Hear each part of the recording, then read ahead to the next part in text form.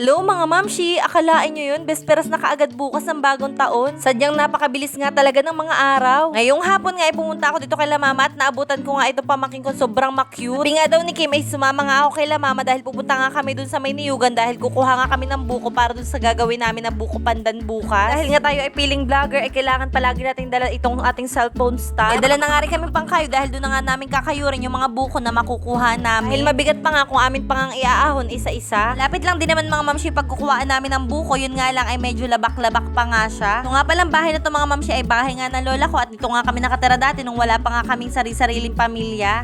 Dito na nga di pala sa bahay na to kami lumaki simula nga na mapunta kami dito sa Tagkawayan. Sobrang sipag talaga mga mamshi ng lolo at lola ko na magtanim ng mga halaman tsaka ng mga gulay-gulay. Tipong kahit saan mo nga sila dalhin ay yun talaga yung kaugalian na hindi na mawawala sa kanila. Ang mga pinakita ko nga sa inyo ng mga tanim nilang gulay gaya nga ng sitaw at sili. Yan pa nga lang ay iilan sa tanim nila na nasa tabi ng bahay nila. Ano pa nga kaya yung mga tanim nila na nandito sa may kaingin. Alam nyo ba mga mamshi, ultimo nga sa tabi ng pathway ay nagtatanim talaga yung lolo ko kagaya nga ng mga talong, okra, ganyan. At yun nga din siguro mga mamshi ay nagaya talaga ng papa ko sa kanila ang kasipagan nga magtanim. Gaya na nga lang ng ibang mga puno ng niyog dito sa may kaingin, talagang tinanim yan ng papa ko nung daw binata pa siya. Kaya nga naman kahit papano ay hindi na nga kami bibili ng buko para nga gamitin. So yan mga mamshi, ganito lang talaga kasimple ang buhay dito sa bukid. Kapag kailangan mo ng buko, ayan, kakawit na nga lang si papa. Sumama nga din pala yung pangatlo kong kapatid para nga daw taga-biak siya ng buko. Mga 20 pieces lang naman na buko yung kailangan namin, kaya nga ito nalimot muna ako. Usap-usap nga kami mga mamshi nila mama na ngayon ay buko panda naman yung gawin namin na dessert. Para maiba naman nga dahil nung Pasko nga ay nag-coffee jelly na nga kami pero effect pain. Dahil ang pangit nga mga mamshi ng brand ng gulaman na nabili nung asawa ko kaya naman nga halos di napakinabangan yung coffee jelly. Sayang nga lang yung mga gatas na inilahok namin. Kung magbubuko salad naman nga ay masyado naman nga expensive ang mga lahok nito. Kaya go for the buko pandan muna kami ngayong taon. Iba-iba naman nga talaga mga mamshi kapag may tanim. Tingnan nyo nga nakakuha pa nga si papa ng luya dito. Kahit paano nga ay nakalibre merienda na nga rin kami dito habang nagkakayod kami ng buko. Super fresh naman nga talaga at napakatamis pa nga ng sabaw. Siyempre mga mamshi, for the kayod at for the maritesan nga kami dyan. Alam nyo mga mamshi, napakalaking bagay lang din talaga kapag meron kang mga tanim na